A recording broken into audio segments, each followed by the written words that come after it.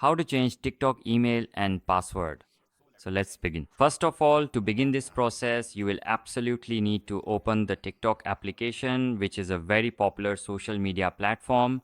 And then with careful attention, click on the prominent profile icon that you clearly see displayed on your screen. After that, proceed to locate and access the three horizontal lines you see positioned here, typically in the top right corner, and from there navigate directly to the comprehensive settings and privacy section. Once you're successfully in the detailed settings and privacy menu, carefully click on the account option, which manages your personal account information and preferences. From here, you need to click on account information, and then you'll see the option for email. Click on email.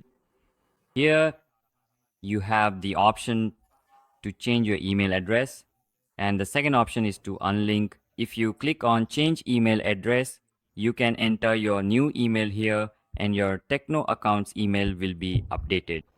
Apart from that, if you want to unlink this email, that is, you don't want to add any email and just want to remove the email or Gmail currently linked to it, you can click on this option.